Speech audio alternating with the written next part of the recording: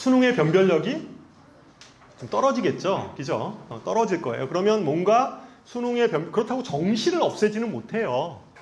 정시를 없애면 재수생 학부모를 둔 학부모들이 가만히 있겠어요. 그리고 어쨌든 고등학교 때 좀 잠깐 뭐 그럴 수 있잖아요. 뭐 사춘기가 와서 공부 안 했으면 인생 끝나는 것처럼 이렇게 돼버리면 안 되니까 패자부활전은 있어야 되잖아요. 정시가 살기는 할 텐데 어쨌든 수능의 변별력 자체는 떨어지면 뭔가 이제 보완 장치가 있겠죠. 그게 뭐 구술일 수도 있고요. 면접이죠, 면접. 그러니까 뭐 교과 면접 비슷하게 서울대에서 지금 일반 전형으로 뽑는 형태가 다 구술 면접으로 뽑잖아요. 구술 면접이라든가 구술 면접 안 없어질 거예요. 그거 없앨 수가 없습니다. 그래서 그런 형태로 아마 되거나 아니면 수능에다가 뭐 내신 부분을 좀 더 이렇게 결합시켜서 가는 형태로 입시가 되지 않을까라고 생각이 들어요. 그래서 수능은 좀 그런 쪽으로 갈 것 같고요. 내신인데요. 내신은 당분간 상대평가를 유지할 겁니다. 현재 그 등급제 있죠? 등급제를 유지할 거로 예측이 됩니다. 어쨌거나. 그러니까 성취평가로 가진 않아요. 고교 내신은. 왜 그러냐면 현 정부에서 가장 중요하게 생각하는 것은 자사고 쪽을 없애려고 하잖아요. 그죠? 자사고를 특목고 자사고 쪽을 없애려고 해요. 기본적으로. 그런데 내신이 성취평가제가 되면 자사고들한테는 굉장히 유리하죠. 그렇잖아요. 그 학생부로 간다는 건데 학생부는 기본적으로 일반 고등학교하고 이런 자사고하고 비교하면 지방에 있는 자사고들 뭐 몇몇은 빼지만 그래도 어쨌든 그 수시로 보내는 그러한 전국형 자사고들하고 비교를 하면 게임이 안 돼요. 일반고가. 실제. 그러니까 학생 기록부 두께가 달라요. 두께가 다르기 때문에 그거를 놔둔 상태에서 만약에 그 성취평가로 가버리면 내신이 그러면 자사고가 굉장히 이제 막 인기 학교가 돼버리죠. 더. 그러니까 마치 그 불난데다가 이렇게 기름 붓는 꼴로 오히려 굉장히 더 이렇게 될 것 같아요. 그래서 내신은 기본적으로는 일정 기간 동안에 그 상대평가를 그대로 유지할 거예요. 현재처럼 상대평가를 유지하는 것이 기본 기조죠. 제가 왜 서두에 이런 얘기를 먼저 꺼내냐면 어쨌든 지금 현재 고입시 시장은 자사고나 특목고 쪽은 다소 불리하게 작용을 하고 있어요. 그렇잖아요. 그러니까 보통 왜 불리하냐면 자사고를 보통 어머님들이 선택하는 이유는 뭐 때문에 선택해요? 뭐 예를 들면 용인 외대부고 있죠. 외대부고를 왜 선택합니까? 예? 뭐 때문에요? 대학 잘 가기 위해서 보내는 건데 용인 외대부고를 가면 왜 대학을 잘 가요? 거기 내신 따기도 힘든데. 내신 따기 힘들어도 기본적으로 내신 거기서 잘 따주면 수시로 갈 수 있고 내신 못 따도 어디로 가요? 정시로 가면 되잖아요. 학교 분위기가 좋으니까. 그래서 자사고 보내려고 한 건데 수능의 변별력 자체가 떨어져 버리면 그죠? 떨어져 버리면 이제 좀 생각을 해야 되는 거죠. 이거 뭐지? 이렇게 될 수 있죠. 그리고 자사고는 사실은 교과부에서 마음만 먹으면 없앨 수 있어요. 없앨 수 있습니다. 그게 뭐 민사고라 하더라도 없앨 수 있어요. 법적으로 이렇게 없앨 수가 있기 때문에. 근데 이제 뭐 그게 마찰이 좀 있겠죠. 마찰이 있는 부분이 있잖아요. 뭐 학부모님들이 가서 농성을 한다든가 뭐 등등의 이제 여러 가지 뭐 이렇게 뭐 복잡한 일들이 벌어질 수는 있는데 기본적으로 없애려고 마음을 먹으면 이제 없앨 수는 있는데 현재 교과부 쪽에서는 자연스럽게 도태되는 쪽으로 방향을 잡는 것 같아요.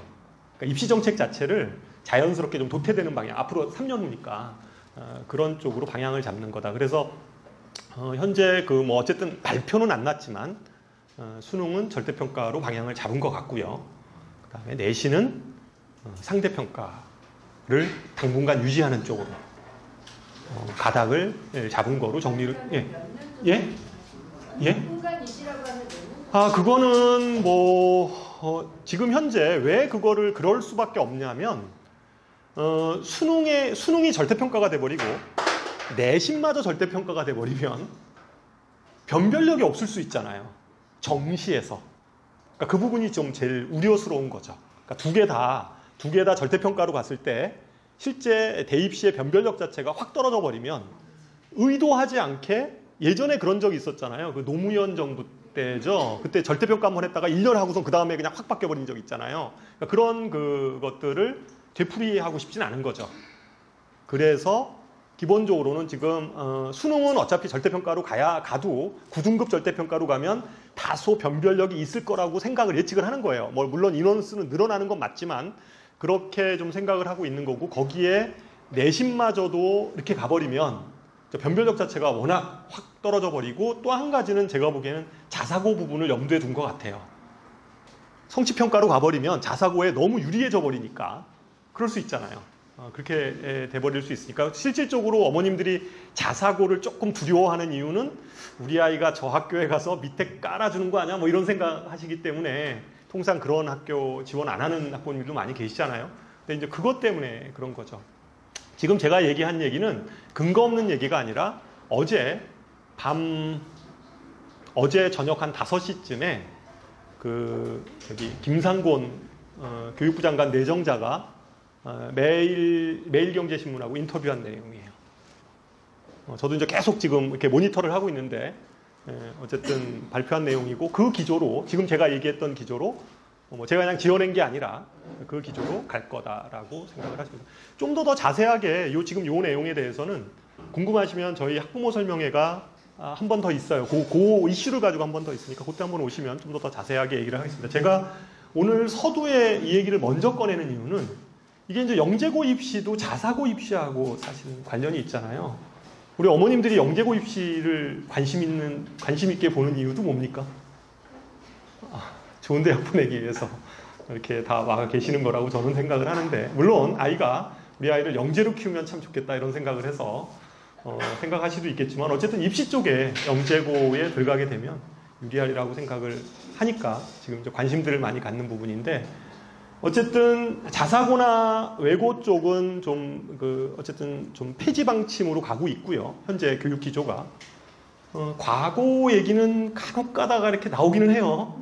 신문지상에 과거도 없애야 되는 거 아니야? 뭐 이런 얘기도 나오기는 하는데 과거까지는 손을 안 대고 있는 것 같아요. 영재고 얘기도 아직 안 나옵니다. 근데 영재고하고 과거는 손을 안 댈 것 같아요.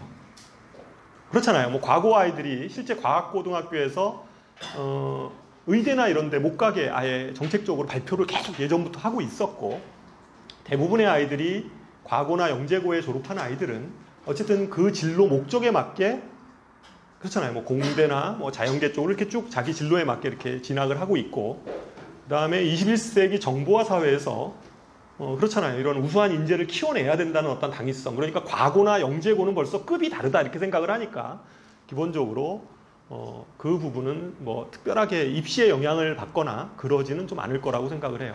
그렇다고 한다면 많은 학부모님들이 이제 자사고 자체가 좀 이렇게 봉쇄되면서, 그렇잖아요. 자사고 쪽으로 가서 좀 대입시 쪽에 좀 유리하게 좀 생각을 했던 어머님들이 자사고 쪽이 좀 아니다라고 판단이 들면 아니 영재고나 과고 쪽으로 이렇게 좀 방향을 선회할 가능성도 있죠. 그러니까 영재고나 과고 경쟁률이 조금 올라가는 이런 그 경향을 가질 수도 있겠다. 이후에 이 정도로 우리가 전망을 좀 해볼 수 있을 것 같습니다. 대체적인 입시 전망을 가지고 한번 보도록 하죠. 이 얘기는 다 아시는 얘기일 텐데, 그래도 혹시 이렇게 저학년 어머님들 같은 경우는 잘 모르시는 경우들이 있더라고요. 영재고는 전국에 몇 개가 있어요? 8개가 있어요. 그죠? 전국에 8개가 있고, 대략 정원 내 학생들이 8개 영재고등학교의 전체 인원수는 800명이에요. 대략. 그러니까 전국에 800명의 학생을 뽑는 게 영재고입니다. 전국 학생들의 800명. 그 중에 좀 이렇게 헷갈려 하는 것 중에 하나가 뭐냐면, 영재고등학교하고 과학고등학교를 구별을 잘 못하시는 어머님들이 계세요. 영재고하고 과학고는 다릅니다. 뭐 배우는 내용은 비슷할 수도 있다고 얘기할 수 있지만 분명히 학교가 달라요. 근데 헷갈리는 이유 중에 하나는 뭐냐면 영재고등학교 이름이 다 과학고등학교라고 붙어 있어서 그래요. 그러니까 8개 영재고등학교에 보면 여기 영재고라고 써있는 학교들도 있겠지만 뭐 대구과학영재고 이렇게 붙어 있는 데도 있지만 대전과학고등학교 이렇게 써놨어요. 그리고 그 위에다가 영재학교 이렇게만 써놨거든요. 그래서 이제 어머님들이 보면 이게 영재고인지 과고인지 또 하면 이렇게 부르기도 해요. 이렇게 안 부르고요. 경기 같은 경우도 그냥 경기과학고 이렇게 불러요. 근데 경기과학고가 과학고가 아니라 영재고라는 거죠. 그래서 전국에는 8개 영재고가 있고 인원은 대략 한 800명 정도. 그러니까 이 학교에 들어가면 이 학교 들어가면 대학에서는 이 학생들은 거의 요새 수시전형 하잖아요. 수시전형으로 거의 대부분 뽑는다라고 보시면 되죠. 이 아이들은 거의 이렇게 하여튼 이런 학생을 좀 받으려고 엄청 노력을 하겠죠. 어쨌든 그래서 하여튼 8개의 영재고등학교가 있고 영재고등학교의 인원은 조금씩 좀 다른데 대략 오래된 학교가 한국영재, 부산에 있는 한국영재나 그 다음에 서울영재고등학교, 그 다음에 경기 이런 쪽이 좀 인원이 많아요. 거기는 한 120명 정도 정원 내에서 뽑고요. 정원 외 빼고 사배자 이쪽 전형 이런 거 빼고 대략 뽑는 게 한 120명. 좀 적은 학교는 요 근래에 생겼던 세종이나 인천 이런 데가 좀 늦게 생긴 거예요. 늦게 생긴 데가 대략 한 80명 정도 이 정도 인원을 뽑고 있습니다. 전체적으로. 그래서 전체적인 인원은 그거 합하면 대략 한 8개 고등학교에서 한 100명 정도씩 잡아서 대략 그냥 한 800명 정도 뽑는다 이렇게 생각하시면 되고요. 과학고등학교는 전국에 과학고등학교, 영재고를 제외한 과학고등학교가 또 있어요. 과학고등학교가 전국에 20개가 있습니다. 20개가 있고 인원은 대략 한 1600명 정도인데 이 1600명이라는 수치는 정원 외까지 포함한 거고요. 정원 내 정원은 그러니까 시험 봐서 들어가는 아이들 정원은 대략 한 1300명 정도 이 정도를 뽑는다 이렇게 생각을 하시면 됩니다. 그러면 대략 영재고등학교 학생들하고 그 다음에 과학고등학교 학생들 합하면 대략 인원이 대략 한 2,000명 정도 내외 2,100명 정도 되는 거죠. 2,100명. 꽤 많이 되는 거예요. 그러니까 영재고 과고 졸업한 애들이 이과에서 자연계에서 한 2,100명 정도 된다라는 거죠. 2,100명 정도 된다는 거고 이 아이들은 그렇다고 해서 특이하게 물론 의대나 이런 데를 지원하는 경우들도 있기는 하지만 그런 케이스는 좀 적고요. 대부분은 과학 쪽으로, 그러니까 이공계 쪽으로 진학들을 다 합니다. 거의 대부분이. 물론 의대로 진학하는 아이들도 있어요. 이 중에 있는 애들이 있는데 학교에서는 추천서 이런 거 절대 안 써준다고 하고 니네 갈 거면 다 정시로 가든가 아니면 논술 봐서 들어가든가 이런 식으로 이제 학교에서는 얘기를 하는 거죠. 얘기를 하고 있는데 어쨌든 인원이 꽤 되는 거예요. 이 인원이. 서울대 입학 정원이 예? 한 학년 인원이에요. 한 학년 인원. 한 학년 인원입니다. 한 학년이 그렇다는 거죠. 그러면 서울대 입학 정원이 서울대가 한 3,000명 정도 되잖아요. 서울대 3,000명. 3,000명인데 이과 그냥 반 나눠서 1,500명 잡아도 여기는 모든 학생들이 영재고나 과고 나왔다고 해서 서울대를 들어가는 건 아니에요. 그죠? 여기 들어가진 않죠. 그런데 카이스트나 포스텍 정도까지는 웬만하면 들어가죠. 웬만하면. 그러니까 서울대, 보통 이제 아이들 진학 현황은 뒤에서 좀 제가 말씀드릴 텐데, 대부분의 아이들은 여기 졸업하면 서울대 아니면 카이스트 아니면 포스텍, 물론 고대, 연대 이런 데도 진학을 해요. 진학을 하는데, 대부분 이제 그런 쪽으로 갑니다. 요거는 경쟁률만, 이 표는 뒤에 다시 한번 나오니까 제가 한번 다시 뒤에 설명을 할 텐데, 경쟁률은 그러면 얼마 정도, 800명 뽑는다고 그랬잖아요. 영재고에서 800명 뽑는다고 그랬는데, 그러면 대충 어느 정도 경쟁률을 갖냐? 10대 1은 넘어가요. 보통 한 학교당, 학교마다 좀 다르긴 한데 10대 1은 넘어가고요. 보통 한 올해 경쟁률이 14대 1. 14대 1. 그러면 대략 한 800명이 정원이라고 봤을 때 14대 1이면 대략 한 12,000명 정도? 뭐 11,000명 정도가 실제 그 시험을 보고 있는 거죠. 그러니까 전국에 영재고를 준비하는 아이들은 한 대략 10,000여 명 정도.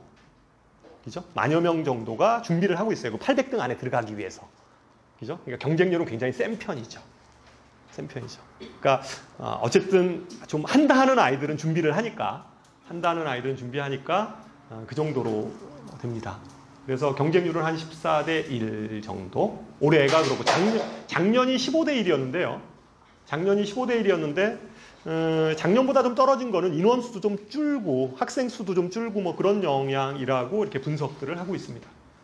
그렇게 돼 있고 요 자세한 내용, 요 내용에 대해서는 제가 다시 좀 뒤에 가서 다시 한번 얘기를 드릴게요. 경쟁률은 그 정도 된다.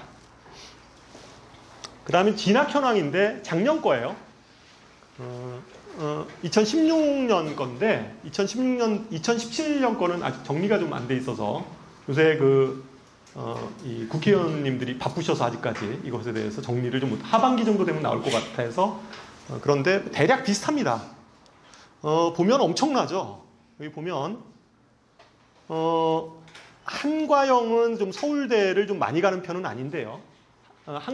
부산에 있는 한국과학영재고는 정책적으로 서울대보다는 카이스트를 추천을 해요. 왜냐하면 부산영재고는 카이스트 부설학교예요. 그래서 이제 그쪽을 많이 밀죠.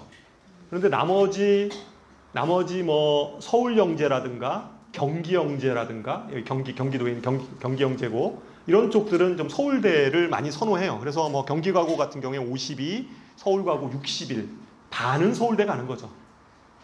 그죠? 그러니까 뭐 전교 학생들 중에서 대략 한 80%는 서울대, 그 다음에 카이스트, 포스텍을 다 진학을 하고 있다라는 걸 알 수가 있습니다. 실제 대부분 뭐 이렇게 가고.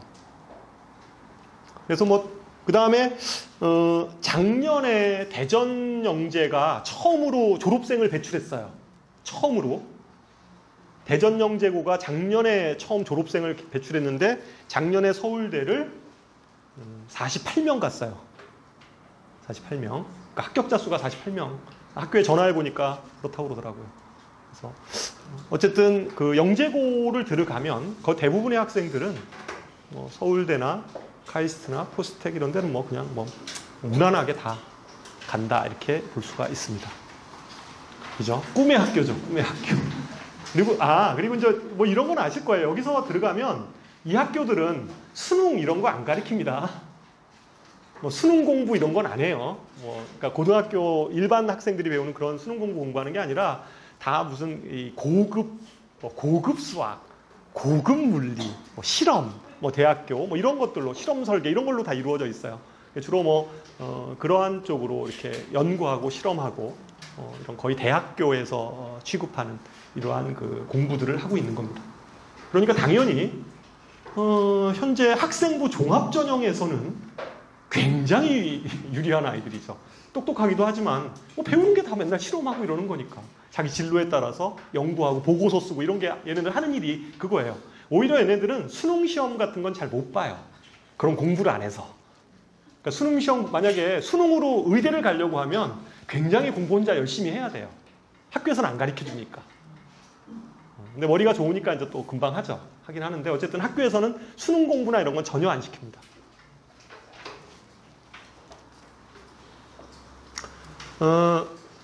고입 일정에 대해서 제가 이 자료를 말씀을 드리는데 이거는 어머님들이 이제 혹 잘못 생각하는 것들 때문에 제가 말씀을 드려요. 어머님들한테 이런 얘기하죠. 영재고 입시는 우리 아이는 영재는 아니어서 영재고 입시는 힘든데 그래도 과고는 한번 보려고 해요. 이렇게 말씀을 하십니다. 맞나요? 그렇잖아요. 우리 아이는 영재는 아니어서 영재고는 안 보려고 해. 우리 아이는 영재는 아니에요. 영재고는 안 돼요. 이렇게 얘기를 하면서 뒤에서 말씀하시는 건 그래도 과고는 한번 보려고 한다 이렇게 말씀을 하시는데 그 얘기가 뭐 맞을 수도 있지만 현실적으로 보면 그렇게 과고 들어갈 확률은 굉장히 적어요. 어떻게 보냐면 입시 한번 선발 일정을 보면 영재고는 매년 5월 달에 5월 달에 시험을 봐요. 지필고사를 보거든요. 시험을 봐서 원서 접수하고 지필고사를 봐서 7월이면 다 끝나요. 합격자가. 그래서 여기서 다 끝나요. 그러면 영재고 떨어진 아이들이 있잖아요. 이 아이들이 과학고를 지원하는 거예요.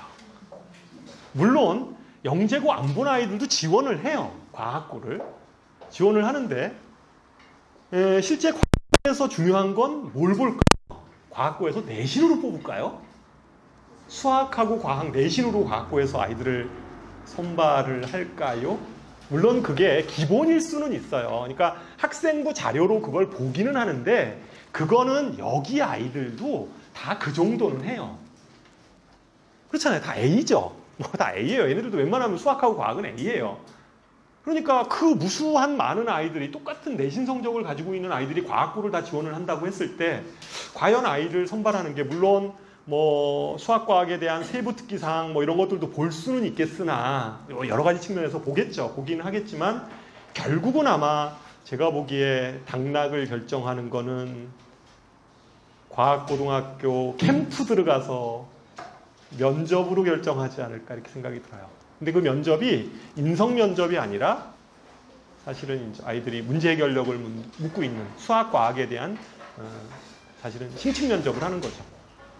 심층 면접을 뽑기 때문에 우리가 상대적으로 과학고에 입학을 하기 위해서도 사실은 과학고에 관심이 있으신 어머님들은 그냥 확률적으로 여기를 꼭 아이를 좀 보내고 싶으면 영재고를 기본적으로 같이 준비를 하시는 게 맞습니다. 그러니까 영재고가 끝나고 나면 끝나고 나서 영재고 붙으면 그쪽으로 가고 아니면 다시 한 번의 기회를 과학고를 통해서 준비를 하시는 게 맞죠.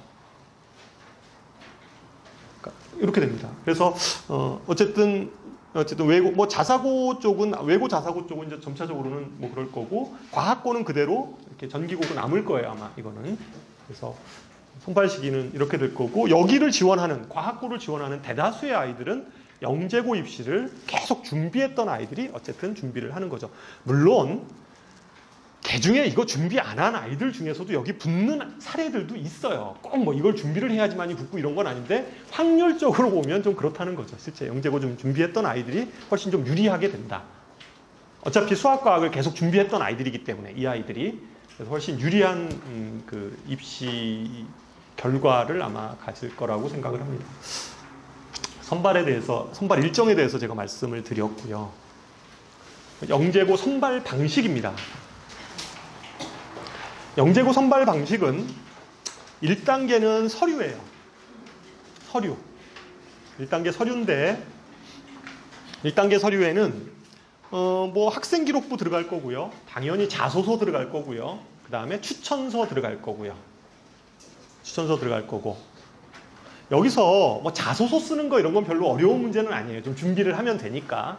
여기서 좀 제일 어려운 게 추천서입니다. 그죠? 학교 선생님들한테 추천서를 좀 써달라고 이렇게 부탁을 해야 되는데 평상시에 이렇게 선생님들하고 이렇게 이게 소통이 좀 잘 안 돼 있는 상태에서는 좀 이렇게 잘 안 써주려고 하기도 하고 좀 이렇게 부탁하기도 굉장히 좀 민망한 뭐 이러한 상황이 있을 수도 있어요. 그렇잖아요. 또 뭐 우리 어머님들 생각하면 우리 애가 뭐 진짜 잘났어 이렇게 얘기할 수는 없잖아요. 부족하지만 가려고 하는데 뭐 선생님이 보시기에는 뭐 이렇게 이제 부탁을 해야 되잖아요. 그래서 이 자소서 추천서를 이렇게 쓸 때 그거를 좀 부탁해야 돼요. 근데 추천서를 한 선생님 이게 보통 보면 1단계를 쓸 때 학교를 하나만 안 써요. 그러니까 1단계 서류는 뭐 8개를 다 넣을 수도 있고요. 5개를 집어넣을 수도 있고요. 3개를 집어넣을 수도 있고 그래요. 그러면 그때마다 추천서가 계속 들어가요. 근데 한 선생님한테 그걸 갖다 계속 다 써달라고 그럴 수는 좀 어렵잖아요. 그럼 선생님은 좀 나눠서 이렇게 좀 쓰게 이렇게 부탁을 해야 돼요. 그렇잖아요. 그러면 어머님들이 사전에 뭐 과고건 영재공간에 추천서가 반드시 들어가니까 이거를 좀 하시려면 미리 사전 작업을 좀 하셔야 돼요. 그래서 선생님하고 좀 이렇게 좀 자꾸만 친밀하게 좀 자꾸만 얼굴도 뵙고 이래가지고 좀 이렇게 해야 돼요. 그래서 좀 부탁하기가 좀 용이하게 이렇게 좀 만드실 필요가 있습니다. 그래서 추천서 어쨌든 1단계는 한 군데만 쓰는 게 아니라 여러 개를 쓸 수가 있다. 그리고 여러 개를 써요. 그럼 여기서 이제 문제인데 1단계 학생부가 어느 정도 돼야 되냐? B 그 학생부가 어느 정도 돼야 되냐? B가 있으면 안 되냐? 돼요. B 있어도 됩니다. 수학이 B인데 안 됩니까? 돼요. 됩니다. 많지만 않으면 돼요. 너무 이게 진짜 너무하다. 뭐 그런 그 성적표 있잖아요. 이것만 아니면 웬만하면 기회를 줍니다. 꼭 그러니까 막 성적표가 너무 내가 보기에 얘는 진짜 아무리 성적표를 뜯어봐도 영재라는 구석은 찾아볼 수가 없다. 이렇게 되면 좀 골치 아프지만 웬만하면 B 한두 개 정도 있는 거 정도는 다 이렇게 학교에서 생활기록부를 그거 가지고 1단계에서 떨어뜨리고 이러지 않아요. 특히 학생부를 거의 보지 않는 그냥 무조건 2단계를 다 보게 하는 학교가 있어요. 어디냐면 서울하고 서울영재고하고 경기. 거기는 뭐 그냥 거기는 무조건 그냥 1단계 무조건 통과해요. 안 봅니다. 네가 네 스스로를 영재라고 생각하면 시험 볼 기회를 주겠다. 이렇게 이제 하는 거죠. 무조건 시험 보게 해요. 그러니까 대부분이 내신 성적이 좀 안 좋다고 B가 있는 학생들은 혹시 1단계 통과가 안 될 걸 염려해서 반드시 경기를 쓰죠. 반드시 경기를 써요. 경기는 무조건 붙여주니까. 여태까지 준비한 게 있잖아요. 그러니까 억울하잖아요. 1단계 통과하면 시험을 아무 데도 볼 수가 없으니까 1단계를 통과하기 위해서 그래서 반드시 경기를 쓰죠. 경기를. 서울은 잘 안 써요. 왜 안 쓸까요? 너무 세요. 너무 세서 거긴 가능성이 별로 없어서 겁나서 좀 잘 안 쓰는 편이고 물론 경기도 세요. 경기도 센데 그래도 이 지역은 또 경기를 좀 많이 쓰는 편이에요. 그러니까 내신 성적이 좀 안 좋으면 무조건 경기 플러스 뭐예요? 한 몇 개 써요. 혹시 모르니까. 그래서 몇 개를 써서 보통 한 3, 4개 정도를 써요. 1단계 서류를. 추천서를 3, 4명을 3, 4분이 선생님들이 이걸 써주셔야 돼요. 아이 그거를 다 학교마다 이렇게 좀. 물론 한번 써놓으면 그거에 따라서 이렇게 좀 해주시면 좀 편하긴 할 텐데 거의 비슷하니까. 어쨌든 1단계는 거의 대부분이 뭐 B 있어도 통과해요. 물론 좋으면 좋죠. 그리고 학생기록부 들어갈 때 영재고는요 지워지는 게 없어요. 다 들어가요. 그러니까 지금 현재 자사고 같은 외고다. 그럼 외고는 영어 성적만 들어가고 뭐 이런 게 있잖아요. 자사고다 그러면 세부특기사항 막 다 지워지고 막 이렇게 집어넣고 막 이러거든요. 근데 그런 것들이 없어요. 영재고는 법이 다릅니다. 그러니까 교육부에서 관할하는 법이 아니기 때문에 그러니까 영재교육특별진흥법에 의해서 그냥 뽑는 학생들을 선발하는 제도이기 때문에 그냥 성적표는 다 들어가요. 원본 그대로 다 들어갑니다. 예? 예, 그렇죠. 1학년은 시험을 안 보니까 경기도는 그죠? 이렇게 해서 그러니까 학생 기록부 전체가 들어갑니다, 그냥.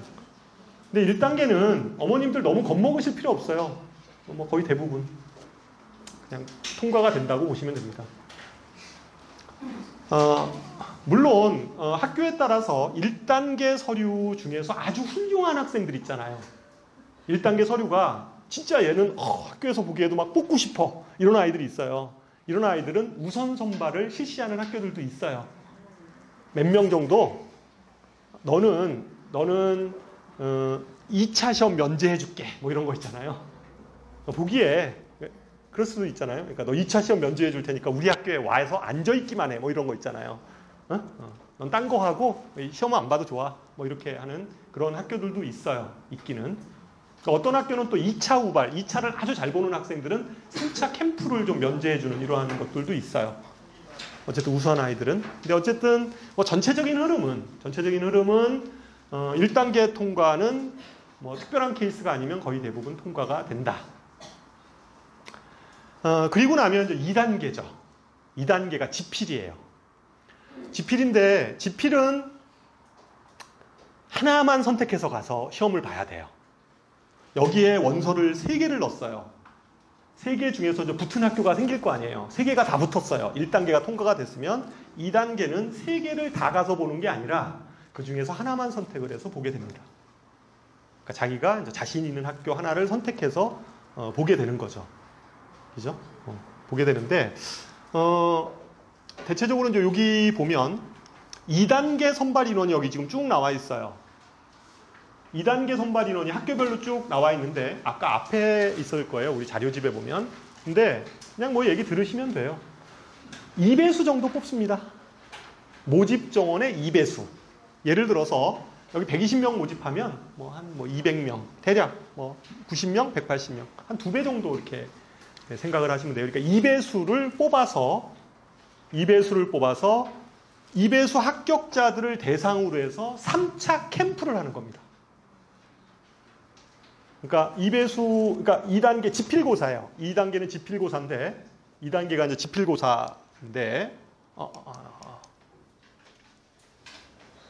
대충 한 2배수 정도를 뽑고 요 2단계는 지필고사를 봅니다. 말 그대로 시험 보는 거예요. 뭐 무슨 구술을 하고 면접하고 이런 거 없고요. 이때는 가서 시험만 봅니다. 영재성 판별검사라고 명칭은 붙여놨는데 수학 문제 푸는 거고요. 과학 문제 푸는 겁니다. 수학 문제 푸는 거고 과학 문제 푸는 이런 시험을 보게 됩니다. 이 2단계 지필이 대단히 중요합니다. 2배수를 뽑는데 여기 이 전체 중에 1단계, 2단계, 3단계 중에서 2단계가 제일 중요해요. 여기서 어쨌든 높은 점수를 받아야 됩니다.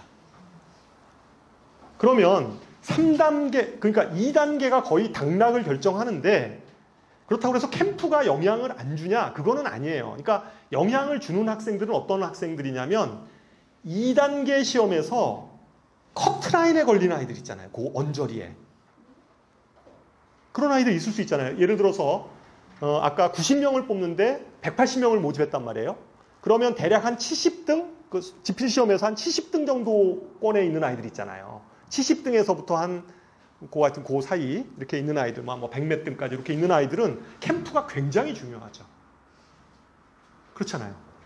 그러니까 거의 2단계에 의해서 거의 대부분 이제 결정이 난다라고 생각을 하시면 되고, 변동이 있는 거는 아마 모집 인원의 이 커트라인에 걸린 아이들 있죠. 전후에 걸린 아이들. 이런 아이들은 한 번 더 이렇게 평가를 해야 돼서, 그런 아이들이 아마 이 변동이 생길 수 있어요. 그러면 틀림없이 제가 이렇게 보더라도 2단계 성적이 몇 %가 들어가고 3단계 캠프가 몇 점이 들어가는지 내부에서는 분명히 그 기준이 있을 거예요. 그런데 아무리 입시 설명회장에 가서 그걸 물어봐도 그 학교 관계자들은 절대 얘기를 안 해줍니다. 몇 %, 2단계 성적이 몇 % 들어가는지, 3단계 성적이 몇 % 들어가는지는 몰라요. 그리고 안 가르쳐 주려고 하죠. 안 가르쳐 주려고 하는 이유 중에 하나는 우리는 학생들을 종합적으로, 정성적으로 평가하는 거야. 이렇게 얘기를 하는 거예요. 성적으로 평가하는 게 아니라 이렇게 얘기를 하니까 아주 모호해요. 근데 이제 우리가 그냥 느끼기에는 2단계 성적이 상당히 중요하다라는 겁니다. 어쨌든 2단계 성적이 중요하고 그냥 상식적으로 생각하더라도 2단계 성적의 그 커트라인에 이렇게 쭉 분포해 있는 아이들은 3단계 캠프에 있어서도 상당히 이 영향력이 있죠. 근데 문제는 뭐냐면 자기가 커트라인에 걸렸는지 아니면 이게 뭐 여기 앞에 있는 거니까 알 수가 없죠. 문제는. 그러니까 3차 캠프를 안 할 수가 없어요. 해야 됩니다. 3차 캠프를 하는 수밖에 없죠. 그래서 어쨌든 2차 요 단계가 상당히 중요합니다. 지필고사고요. 이 지필고사는 수학하고 과학 문제고요. 수학하고 과학 문제고, 수학 문제는 수준이 그냥 학교 시험은 아니고요. 그냥 학교 시험 어려운 것들 있죠. 학교 시험 문제 중에서 진짜 어려운 문제들 이렇게 모아놓은 것 같은 그런 문제들. 그 다음에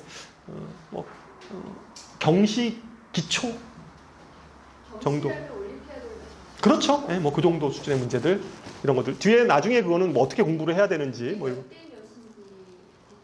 전체적으로 중학교와 관련된 것들은 다 나와요. 문제가 뭐 이렇게 영역별로 다 나옵니다. 그러니까 기하, 그 다음에 조합, 그 다음에 정수, 대수, 영역별로 다 골고루 이렇게 섞어서 나와요. 4개의 영역에서. 경시하고 똑같아요. 그 중에서 뭐 이렇게 좀 쉬운 문제들도 있고, 뭐 어려운 문제들도 있고, 이렇게 포함이 됩니다. 그래서, 그 다음에 이제 과학 같은 경우들도, 과학도 물, 화, 생, 지 다 나옵니다. 4개 과목이, 뭐, 우리가 어머님 생각에는 물리하고 화학이 중요한 거 아니야? 뭐 이렇게 생각하실 수 있는데, 안 그래요. 물, 화, 생, 지 다 나옵니다. 뭐, 퍼센트도 거의 비슷해요. 비슷합니다. 물론 학교에 따라서 예를 들어서 뭐 서울 영재고 같은 경우는 2차 지필에서 2차 지필 2교시나 3교시에서 뭐 물리라든가 이런 쪽이 좀 강조되는 측면이 있기는 하지만 실제 대부분의 다른 학교들은 거의 대부분 뭐 비슷하게 나온다고 보시면 돼요. 근데 요즘에는 또 경향이 예전에는 뭐 물화 뭐 이랬는데 그렇지 않아요. 생물, 지구과학 이런 쪽들도 거의 비슷합니다. 다 해야 돼요. 4개를. 그래서 어쨌든 준비를 해야 된다. 그래서 여기를 통과하고 나면 2배수 정도가 통과가 되는데 통과된 학생들만을 대상으로 해서 3차 캠프에 들어가게 됩니다. 3차 캠프에 들어가면 뭐 여러 가지 실험 설계도 하고 뭐 등등의 것들을 많이 하는데 역시 중요한 건 3차 캠프 때도 뭘까요? 지필입니다. 또 봐요. 가서. 네. 가서 아이들은 뭐 여러 가지 활동을 해요. 뭐 조별 발표도 하고 뭐 설계도 하고 뭐 이런 것들은 하는데 그거는 조별로 하는 거고요. 그런 것들은 제가 보기엔 이럴 것 같아요. 진짜로 우리 학교에 그 뽑은 아이들 중에서 혹시 진짜 이상한 애가 들어와 있는 거 아니야? 뭐 이런 것들을 좀 골라내기 위한 거고 나머지는 대부분 면접이라든가 심층 면접 있죠. 심층 면접, 아이에 대한 심층 면접, 그 다음에 지필. 역시 학교별로 좀 다르긴 한데 어쨌든 간에 그것에 의해서 다시 검증을 합니다. 그래서 최종 1단계, 2단계, 3단계를 거쳐서 이제 최종 학생을 선발하게 되죠. 뭐 대체적인 영재고 입시 선발 방법은 아주 간단합니다. 이렇게 간단하잖아요. 그냥 뭐 원서너에서 시험 봐서 캠프 들어가가지고 하면 됩니다. 내용은 그렇습니다. 뭐 그랬고 뭐 여기서 보면 여기 잠깐 좀 여기 보면 서울과학영재고 이런 데는 좀 많이 지원을 안 해요. 워낙 센 학교라 엄두를 안 내서 그렇습니다. 그런데 여기 보면 경기과학영재고는 되게 많이 했죠. 여기는 학교가 약해서 그런 게 아니라 무조건 1단계를 통과시켜주는 거기 때문에 모든 학생들이 여기 다 써서 그래요. 이거는 그래서 그런 거고요. 허수가 너무 많은 학교고요. 나머지 학교들을 보면 여기서 광주가 있는데요. 좀 약간 특이한 게 광주예요. 광주는 광주의 과학고등학교 기능을 같이 합니다. 영재교가.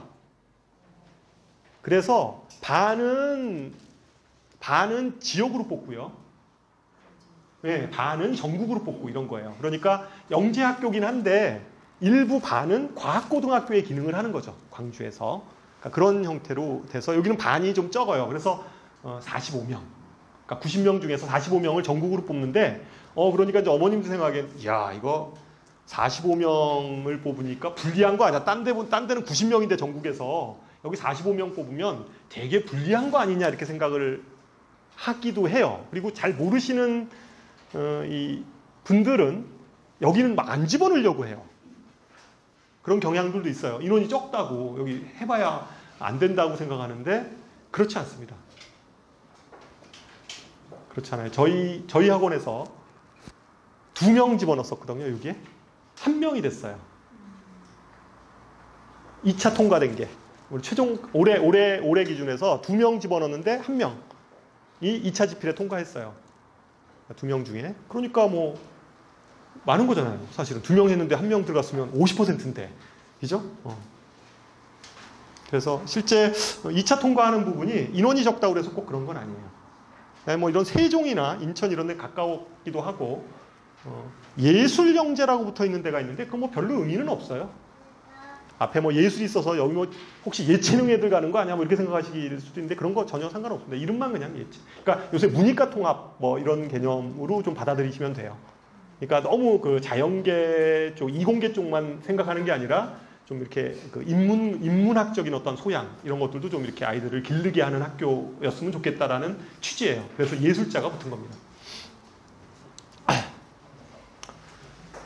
뭐 전체적인 그 영재고 입시나 흐름은 아까 제가 설명했던 내용들이고요. 그러면 이제 중요한 게 이거죠. 어떻게 준비해야 되냐 이런 건데요. 일단 영재고 입시는 기본적으로 선행이 중요하지 않습니다. 선행학습은 전혀 중요하지 않아요. 무슨 뭐 고등학교 선행이 미적분까지 돼 있건 무슨 이런 거 다 필요 없어요. 그런 건 필요 없고요. 영재고 입시에서는 중등 과정에 대한 심화입니다. 중등 과정의 심화. 그러면 선행을 얘네들은 전혀 안 하냐? 어디까지 정도만 하면 되냐면요. 고등학교 1학년 과정. 고등학교 1학년 과정까지만 준비가 돼 있으면, 선행이 돼 있으면 무조건 영재고 입시에 수학은 도전해 볼 수 있습니다. 그러니까 선행은 그런 거예요. 그러니까 영재고 입시한 애들이 무슨 고등학교 과정이 다 끝나 있고 이런 거 아닙니다. 절대로 아니에요. 오히려 영재고 입시를 준비하는 아이들은 선행을 안 합니다. 저희 학원에서도 선행 공부를 시키진 않아요. 걔네들한테는. 선행 공부를 시키기보다는 그냥 뭐를 시키냐면 경시를 시키는데요. 파트별로 시키는 거죠. 그러니까 4개의 영역으로 시킵니다. 기하, 아까 얘기했듯이 기하, 조합, 그 다음에 정수, 대수. 이 4개 파트를 가지고 준비를 시키고요. 학교 영재고 입시 시험에서 나오는 것도 그 4개의 영역에 의해서 출제를 하고 있는 겁니다. 출제를 하고 있는 거죠. 그러면 어떤 공부를 시키는 거냐면 주로 시험의 문제 양태가 그 경시 형태의 문제이기 때문에 KMO 준비를 시키는 겁니다. 저학년 때부터 시키는 이유는 그것 때문에 시키는 거예요. 그러니까 KMO에 뭐 나가가지고 상 받는 거 기재하기 위해서 시키는 게 아니고, 그것 때문에 시키는 게 아니라 영재고 입시 시험 자체가 경시 유형하고 좀 유사하기 때문에 그러한 문제들을 시키는 거죠. 물론 영재고 입시 시험이 100% 다 경시 시험하고 똑같다 이렇게 얘기할 수는 없어요. 다소 좀 창의적인 문제들도 많이 이렇게 되기는 하지만 기본적인 소양 자체는 그러한 경시 수준의 좀 심화된 어쨌든 문제 해결 능력, 그 다음에 심화된 수학 능력, 이런 것들을 가지고 있어야 돼요. 그래야지만이 시험에 좋은 결과를 가질 수 있기 때문에 그런 쪽으로만 시험을 시킵니다. 이 부분에서 많은 어머님들이 중학교 2학년, 지금 2학년 어머님들 같은 경우에 이런 고민이 있으실 수 있어요. 우린 지금 중학교 2학년 아닌데 고등학교 올라가면 주변에 이렇게 돌아보면 고등학교 때 공부를 잘하려면 그래도 중학교 때 고등학교 과정 한 번 다 끝내야 된다는데, 그죠? 뭐 그때까지 한 바퀴 다 끝내야 된다고 하는데 주변에서 우리 애는 선행은 안 하고 맨 경시 문제만 계속 풀게 하면 선행은 어느 세월에 하냐 이런 생각이 들 수 있잖아요. 중학교 3학년 7월 달까지는 선행 안 하고 계속 이거만 시킬 건데요. 그러니까 경시 수학만 시켜요. 선행 안 시키고.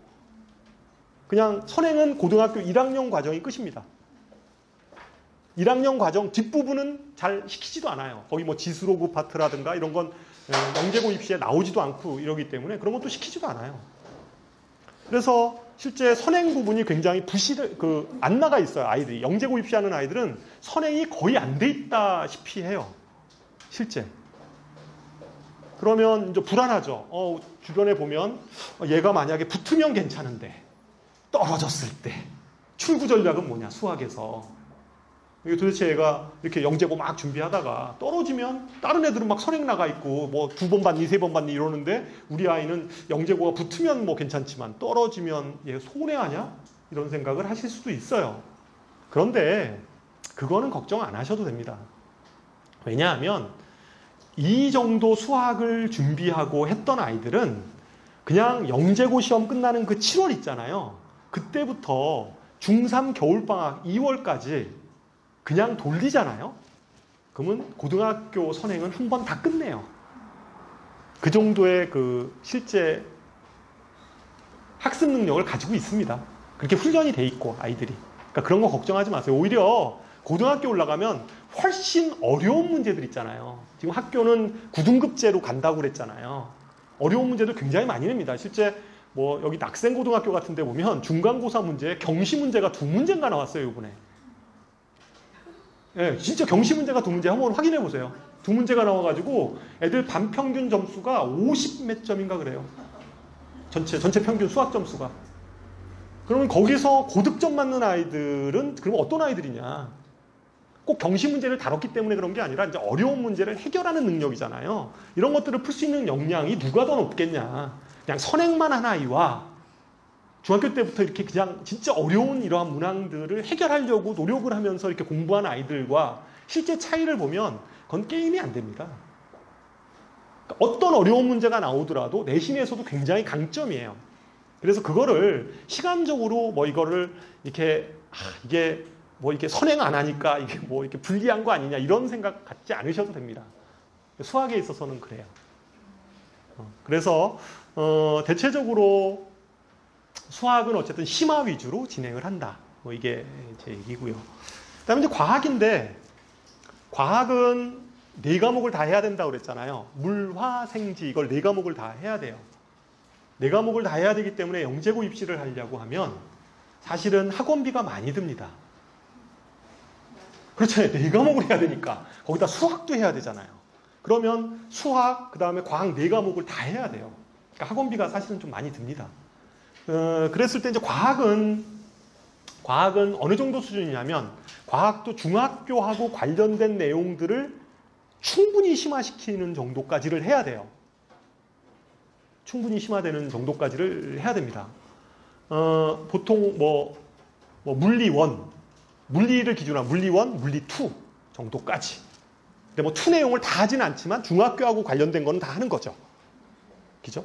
뭐 화학도 그렇고 생물도 그렇고 지구과학도 그렇습니다. 지구과학도 이제 그렇게 그 정도 수준으로 시키는 거죠. 그러니까 원은 고등학교 때 배우는 원 정도는 다 하는 거고요, 실제. 중학교하고 연결된 2과목까지도 이제 아이들이 시켜서 하는 거예요. 내용 자체가. 그래서 이 과학이 4과목이나 되다 보니까 다소 늦게 시작하는 아이들 있죠. 이런 애들은 과학이 좀 급해져요. 그러니까 중학교 정도 수준 정도로만 이렇게 과학이 돼 있는데 갑자기 이런 아이들 있잖아요. 중학교 2학년 지금쯤 혹시 이 중에도 있을 수 있어요. 우리 아이가 영재고를 갑자기 가고 싶어 하시는 거죠. 아이가 영재고를 가겠다고 하는 거예요. 근데 과학은 하나도 안 돼 있고 수학도 이제 하나도 안 돼 있어요. 이게 되냐 뭐 이런 생각을 하실 수 있잖아요. 늦은 거 아니야? 이거 너무 늦은 거 아니야? 근데 다소 어쨌든 수학도 그렇지만 과학도 사실은 굉장히 일정상으로 보면 촉박합니다. 일정상으로 보면. 왜 4개를 어쨌든 그 정도를 중학교 때 해내야 되니까. 그래서 가장 좋은 건 한 중학교 1학년 때 혹시 영재고에 뜻이 있건 없건 간에 과학을 조금씩 해놓으면 선행으로 수학처럼 해놓으면 훨씬 유리합니다. 그렇잖아요. 최소한 뭐 물화 정도라도 좀 이렇게 좀 끝내놓으면 생지 쪽만 좀 이렇게 좀 달라붙어서 좀 더 하면 좀 나올 수 있잖아요. 그래서 어쨌든 간에 1학년 때부터 좀 이렇게 준비를 해주면 좋고요. 과학은 그렇습니다. 중학교 께 끝나야지 고등학교 거를 해야 된다는 생각을 안 가지셔도 돼요. 그렇게 돼 있지 않아요. 그러니까 수학은 단계적으로 중학교 께 좀 돼야지 고등학교 거를 공부를 할 수가 있게 돼 있잖아요. 근데 과학은 안 그렇습니다. 과학은 그냥 중학교 거 없이도 물리를 들을 수 있고요. 중학교 거의 지식 기반이 없이 그냥 화학을 들을 수 있어요. 선생님이 그렇게 다 설명을 합니다. 처음부터 끝까지. 다 이렇게 선생님들이 설명을 하니까 기본적으로 영재 입시관에서 설명하는 과학이나 이런 거는 기본적으로 아이들이 다 모른다라고 생각을 해서 처음부터 이렇게 쭉 설명을 해서 깊이 있는 것까지 이렇게 진행을 합니다. 그래서 영재고 입시를 준비를 하려면 과학은 좀 미리 조금 좀 땡겨서 좀 시작하면 좋다. 그리고 그거는 고등학교를 위해서도 좋을 것 같습니다. 그러면 이 과학이 실제 4과목을 중학교 때 공부를 하다 보면 시간도 많이 뺏기고 그렇잖아요. 시간도 많이 뺏기고 사실은 뭐 금전적으로도 비용적으로도 많이 들어가는데 애들이 혹시 또 영재고에 떨어지면 이거 쓸데없는 짓 한 거 아니야? 라고 생각하기가 그건 안 그렇겠죠. 그런 생각은 안 하시겠죠.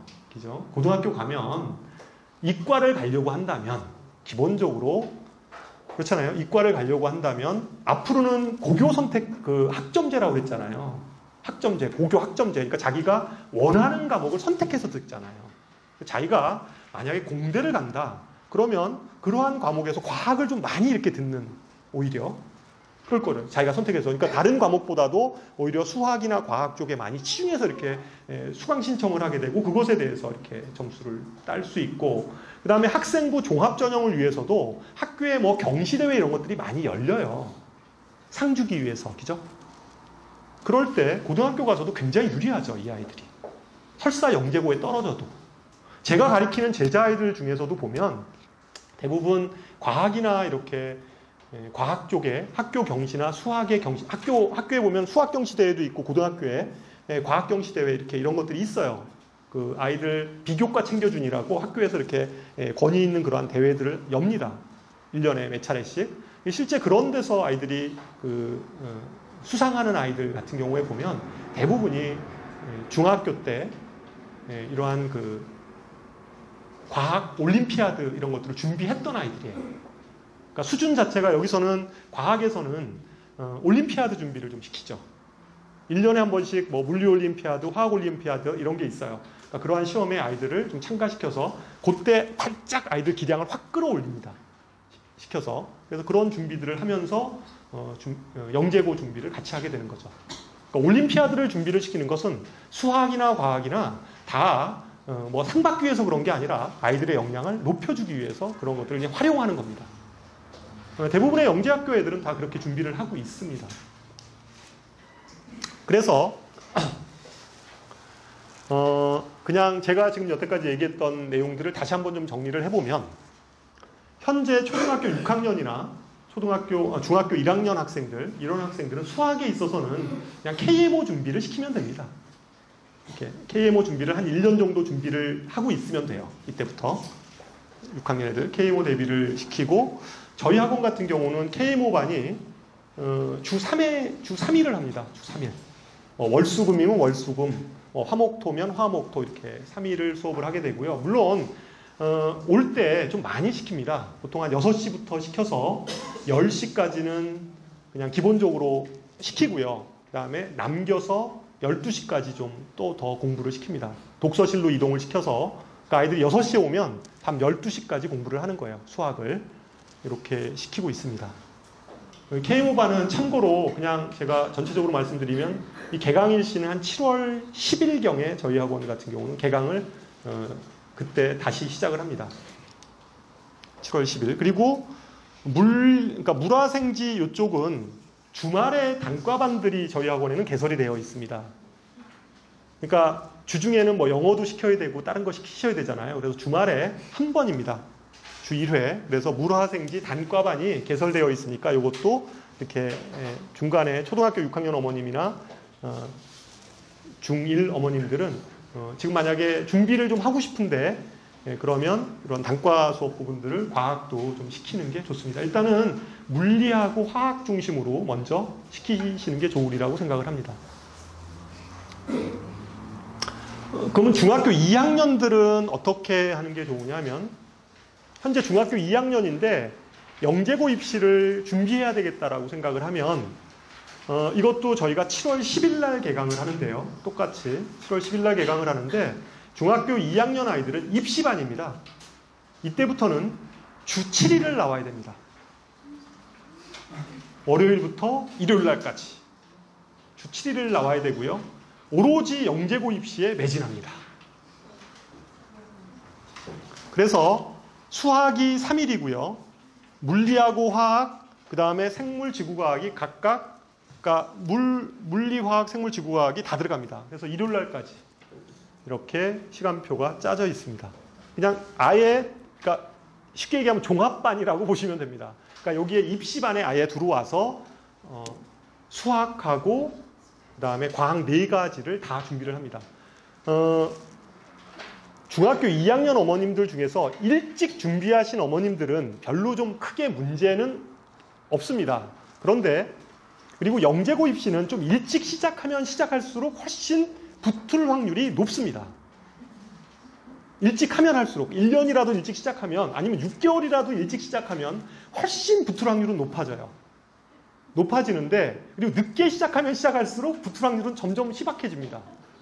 그런데 우리 아이는 중학교 2학년 때까지 여태까지 영재고 입시나 무슨 경시, 뭐 KMO 이런 건 전혀 한 일도 없는데 지금 해서 붙을 가능성이 있냐라는 질문이 있으실 수 있어요.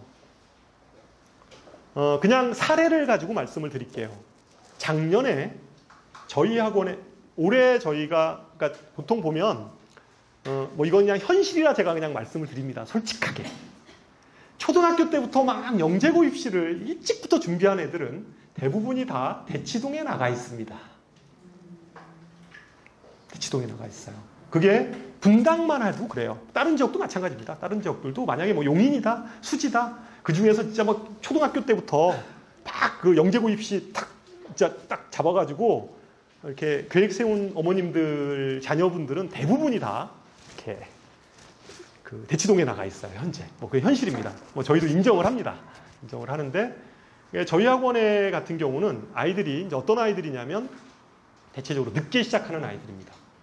저희 학원에 이제 오시는 물론 그 중에 그거를 저희가 고치기 위해서 저희도 특목센터 이런 거에서 이제 올해부터 좀 이게 막 되게 밑에서 이렇게 올라오게 이렇게 구조를 좀 만들어냈어요. 그래서 실제 좋은 아이들이 많이 올라오고 있는데 올해 시험 본 아이들만 하더라도 작년에 진짜로 공포의 외인 구단이었습니다. 그냥 외부 애들 이렇게 쫙 모아서 막 한 2학년 2학기 때 해보겠다고 이런 애들 있잖아요. 이런 애들 쫙 모아가지고 이제 그 공포의 외인 구단 보셨죠? 영화. 하여튼 공포의 외인 구단 애들을 쫙 모았어요. 모아서 저희가 10명이 시험을 봤습니다.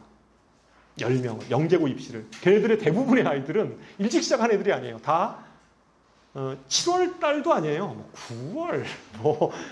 9월, 겨울방학 때 시작했다는 애들도 나타나기도 하고 뭐 이랬어요. 근데 그냥 다 받았습니다.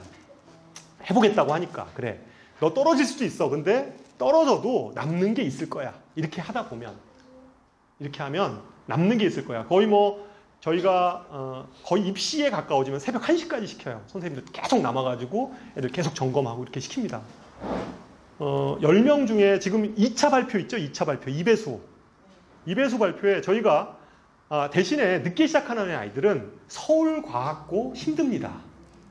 안 돼요. 그건 불가능합니다. 그건 뭐 지금 시작했는데 서울과학고를 붙여달라. 이거 못합니다. 저희 못합니다. 그거는 못해요. 경기과학고도 좀 쉽지 않습니다. 아이가 뛰어나지 않고서는. 그러면 대부분이 어디 쓰냐면 대전, 세종, 광주, 대구 뭐 이런 쪽이에요. 한과영도 좀 쉽진 않아요. 그것도 영재과학고의 1호입니다. 거기가. 거기도 쉽진 않아요. 근데 그 학교들을 좀 제외한 학교들은 늘 수 있습니다. 그래서 저희 학원 같은 경우에 올해 지금 저번 주에 세종과고 발표 났거든요. 세종과고 저희가 10명인데 그 중에 3명이 세종과고를 봤어요. 2명이 됐습니다. 그 늦게 시작하는 애들을 시켜서 그 애들이 뭐 그렇다고 다 전교권이냐 그렇지 않아요. 걔네들 보면 막 B 있는 애들도 있습니다. 이렇게 과목에. 그 다음에 광주 있죠. 광주 2명 중에 1명 붙였습니다. 대전과고 있죠. 아까 대전과고 2명에 1명 붙었어요. 그러니까 저희가 6명 중에 4명 붙인 겁니다. 아니구나. 10명, 그러니까 지금 현재 아직까지 인천은 발표가 아직 안 났어요. 인천은 저 뒤에 이제 발표가 나서 아직 인천은 한 7월 달에 발표가 되니까. 그러니까 세종은 3명 중에 2명 붙었죠. 3명 시험 봤는데 2차를 저희가 2명 통과시켰어요. 그 늦게 시작했던 애들을. 그 다음에 대전도 2명 중에 1명 붙였고요. 광주도 2명 중에 1명 붙었어요. 실제. 그럼 저희가 7명 중에서 4명을 합격을 시킨 거예요. 2차로. 물론 걔네들 3차에 또 관문이 있습니다. 그래도 대단한 거죠. 그 늦게 시작하는 아이들이 의지만 있으면 된다는 거죠, 실제. 근데 물론 문제는 아이가 하려고 하는 의지가 있어야 돼요. 그렇지 않고 그냥 야, 너 한번 해봐라. 좋대는데 이래가지고 내가 못 버텨요.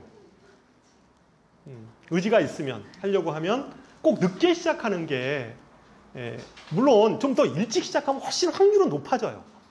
그건 분명합니다. 왜냐하면 과학 같은 경우도 한 번 보고 시험 볼 걸 2번 보면 훨씬 유리할 거 아니에요. 그죠? 수학 같은 경우들도 뭐 경시 준비할 때 좀 1학년 때 좀 준비하고 2학년 때 더 하면 훨씬 확률은 높아집니다. 그러면 그런 아이들은 학교가 레벨이 달라져요. 뭐 레벨이 달라지죠. 뭐 한국이라든가 뭐 경기라든가 이런 데를 쓸 수 있어요. 그 밑에 학교들은 당연히 붙는 거고요. 실제. 안전이죠. 안전. 이런 식으로 되는 거죠. 영재학교는 아까 제가 얘기했듯이 800명이라고 제가 말씀드렸잖아요. 800등 안에 든다는 것은 800등 안에 든 대부분의 아이들이 그 중에서 거의 한 뭐 60%는 대부분 다 서울대를 진학하고 있고요. 그렇잖아요. 그런 아이들이거든요. 800등 안에 드는 거거든요. 전국에 800등 안에 들어가는. 그래서 어쨌든 뭐 여전히 현재 입시 체계에서도 뭐 이렇게 늦게 시작했다 이렇게 생각하실 필요가 꼭 없는 건 아니니까 보통 어머님들 늦게 아마 다른 데 영재 보통 영재고 입시 많이 하는 데 있잖아요. 뭐 대치동 같은 데 가면 뭐 한 반에 막 한 30명 이렇게 모아놓고서 뭐 한 20명 이렇게 모아놓고서 막 강의하고 이래요. 실제. 근데 이제 그 중에서 실제 그 나머지 밑에 애들 있잖아요. 이렇게. 그 애들은 그냥 사실 어떻게 보면 들러리죠. 들러리고 이제 잘하는 애들 위주로 이제 팍 진행을 하는 거죠. 그러니까 저희가 이제 그런 애들 이제 나오면 이제 저희 학원으로 와요. 어떻게 좀. 저희가 막 길러냅니다. 이렇게 해가지고. 길러내는데 어쨌든, 그런 그냥 그러한 사례를 보더라도 뭐 이렇게 늦게 시작한다고 해서 꼭 뭐 안 되고 그런 건 좀 아니라고 생각을 합니다. 대체적인 한 연간 커리큘럼은 7월부터 시작을 해서 한 10월까지 기본을 시작을 하고요. 기본 과정을 시작하고 11월부터 2월까지 방학 끝날 때까지 좀 심화 과정을 진행을 하고 크게 보면 그 다음에 나머지 3, 4, 5월을 파이널로 진행을 해서 이렇게 최종 합격 그걸 합니다. 그거 끝나고 나면 붙은 학생들만을 대상으로 해서 캠프 대비 들어가고요. 캠프 대비 들어가서 캠프해서 최종 합격하는 이런 식의 스케줄로 진행을 하게 됩니다. 그래서 다른 것보다도 저는 그렇게 생각합니다. 만약에 아이가 지금 현재 상황에서 아이가 의지만 있다면 영재고 입시에 한번 도전해 보시면 그게 결코 시간 낭비이거나 그런 일은 아닐 거라고 생각을 합니다. 그게 설사 영재고 입시에 설사 실패를 했어도 그 공부했던 내용들이 고등학교 때 특히 지금과 같은 상황에서는 어차피 수능은 절대평가로 되고 있고 그 다음에 학생부 종합전형이 뜨는 상황에서 그죠? 아이를 어떤 역량 있는 인재로 키워내는 그러한 것들은 굉장히 중요하고 그게 중학교 때 이런 것들이 서서히 다듬어지면 요새 중학교 보면 뭐 일제고사도 없애고 중간고사도 없애고 기말고사도 없애고 막 이러려고 막 움직임들이 있잖아요. 요새 혁신학교들이 그렇잖아요. 그러한 시기에서 아이들이 그렇게 준비만 할 수 있으면 굉장히 좋은 인재로 커나갈 수 있지 않을까 이런 얘기를 드리면서 제 설명을 마치도록 하겠습니다. 감사합니다.